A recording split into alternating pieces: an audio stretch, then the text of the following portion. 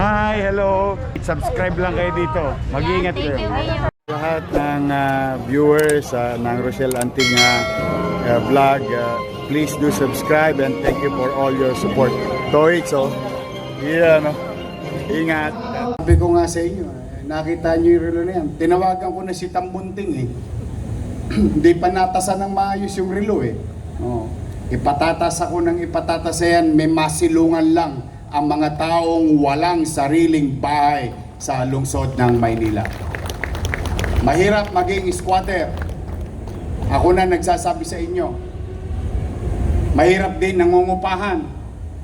Kasusweldo mo pa lang, nagbabayad ka na kagad ng upa sa kasera mo. Talagang ganun ang buhay, walang libre. But rest assured, pipilitin natin magbuti. Mano pa, patapos ng pabahay, may ospital, may eskwelahan, ngayon meron tayong bisita.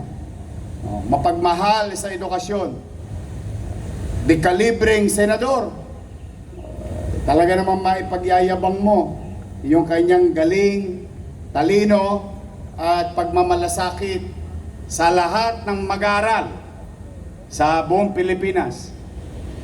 Ito'y ating bantay sa edukasyon, tagapagtaguyod ng mabuting edukasyon, mataas na kalidad ng edukasyon.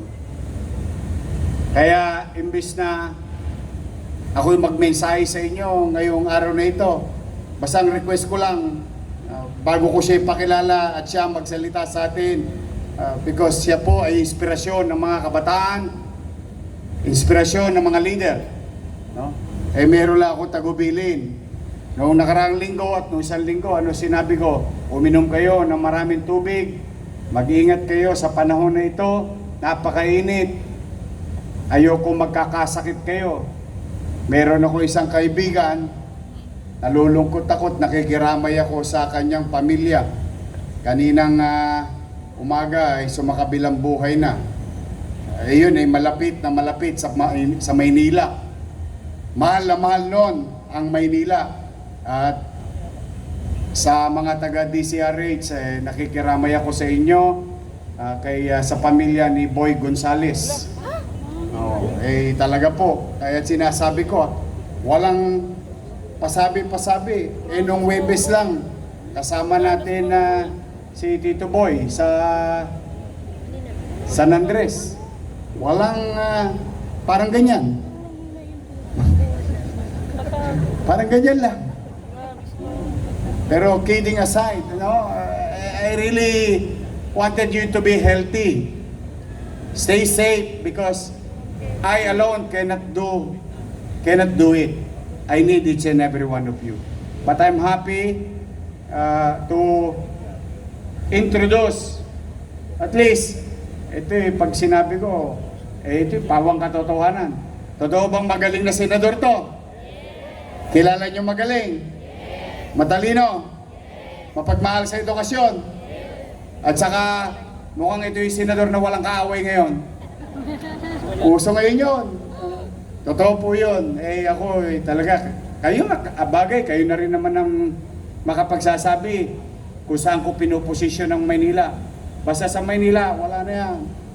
We move on with our lives. We focus on our problem the way he focused on our education, the future of our nation, our kids, and those kids who wanted to have a better life through education. That's why I'm proud and honored today na ipakilala ko sa inyo sa 24. Ito, isa sa dik kalibre. Literal to magaling, matalino. Salubungin natin ang mainit na palakpakan, Senador Bam Aquino.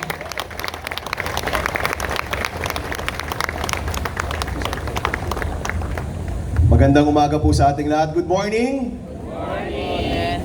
Unang-una po, nais ko pong batiin ang ating minamahal na ama ng napakagaling at napakaganda na lungsod ng Maynila. Palakpakan po natin Mayor Francisco Isko Moreno Dumagoso. Palakpakan po natin ang ating butihing Vice Mayor Chi Atienza. Actually po, Vice, yung kaibigan ko po si Tito Lito talaga, no? But I'm happy to see Vice Mayor Chi. Lagi ko po siyang kausap sa telepono kapag eleksyon. Kami po yung nag-uusap-usap lagi. Palakpakan po natin, syempre po, ang ating Chief of Staff, my fellow Chairperson ng National Youth Commission, Chief of Staff Cesar Chavez. Of course, Secretary Letlet Zarcal, yung ating City Councilors, magandang umaga po. Our department heads at yung buong pamilya ng Manila City Hall, magandang umaga po sa ating lahat. Good morning po. Unang-una po, napakaganda po ng introduction sa atin ni Yorme. Matagal na po kaming magkakilala, actually, ni Yorme. Sa totoo lang po, 2 taon po yung kanyang lamang sa akin, tsaka mga 10 paligo. Si Yorme po, isang mabuting kaibigan. Nung unang beses pa ako tumakbo, way back in 2013, noong 2019, di po tayo pinagpala nung panahong yon, pero si Yorme po tumulong at kayong 2025, tumulong po muli. Maraming salamat, Yorme at buong Manila City Hall. Alam niyo po mga kasama, nung mga huling beses po kami nakita ni Yorme nung kampanya, nung eleksyon. Sa totoo lang po, medyo long shot po tayo, medyo malayo po talaga. At nung panahong nakausap po namin si Yorme, humingi po ng tulong, sabi po niya, tutulong po sila. Hindi ko po alam kung polite lang siya sa amin, no? Kasi sa totoo lang po, napakalayo po namin nung panahong yon. In 2024, 1 year before election day, ano po kami nun? 24 to 32 sa survey, no? Ang layo po talaga. Pero kinayod po namin yon, hiniling po namin yung tulong ng ating mga kabataan, ng tulong po ninyo, at ng huli, nag-number 2 po tayo sa buong Pilipinas, at dito po sa Manila, nag-top po tayo. Kaya mula po sa aking puso, maraming salamat po sa inyong tiwala. At palagay ko po, yung pagiging, number 1 ba ako number 2 dito? Number 1, yung pagiging number 1 po natin, dito po sa lungsod ng Maynila, yung pinakamagandang pagsukli po dyan, yung pagtatrabaho para po sa inyo araw-araw habang nasa Senado po kami. Yung pagbigay pansin sa mga bagay na alam mo naming mahalaga sa inyo, mahalaga sa mga constituents po ng Manila, mahalaga po sa mga kabataan ng Maynila. Yun po yung aming pagsukli sa inyong tiwala. Yung pagsigurado na sa araw-araw po naming nasa Senado, ang binibigyan po naming pansin ay walang iba kung hindi ang mahalaga sa taong bayan. Nabigyan po tayo ng pagkakataon na maging chairman ng edukasyon. Yan naman po yung ating sineryoso. Ngayon po, nais ko pong ibalita po sa inyo na ang taong ito, 2026, ito po ang taon kung saan pinakamataas ang budget ng edukasyon sa buong kasaysayan ng Pilipinas. 1.34 trillion pesos para sa edukasyon. Marami po dyan nakalaan sa mga classroom at kanina po humingi po ako ng update. Tama ba? 600 classrooms ang maibibigay dito po sa lungsod ng Maynila. Pero hindi pa nada-download yung pera, no? Pina-follow up pa po namin. Pero nakaplano na po yan na ganong karaming classroom ang maibibigay dito po mula sa national budget. At sabi nga po ni Yorme, kung may kulang pa mula na sa SEF o mula na sa pondo ng Maynila yung kulang pa.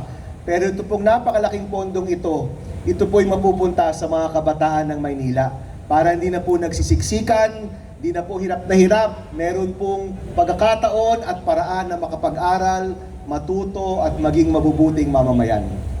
Hindi lang po yan, pati rin po yung feeding program, nalagyan rin po natin ng malaking pondo. Baka hindi ho alam ng konseho, pero doon po sa special provisions ng GAA, nakalagay po doon, pwede mag-MOA ang isang syudad o munisipalidad sa DepEd at kunin yung prorated budget for feeding para kayo na po yung magpapatupad ng feeding program. Alam ko po, meron na kayong feeding program. Kung nais po ng lungsod na yung buong feeding program kayo na po yung gumawa, pwede rin pong kunin yung budget na yon. Thank you sa inyo, pati sa mga viewers nyo and followers nyo. Oh, marami na kayong aabangan. Yes, excited Handa na po ba kayo kami. mapuyat? Yes naman, Yorme. Ay makapagpasalamat sa inyong lahat. At sa ating mga vloggers, shout out sa lahat ng vloggers. You survive. Abonado pa kayo. Thank you very much sa inyo, ha? Hi, hello. Subscribe lang kayo dito. Mag-iingat kayo. Lahat ng viewers ng Rochelle Anting vlog, please do subscribe and thank you for all your support.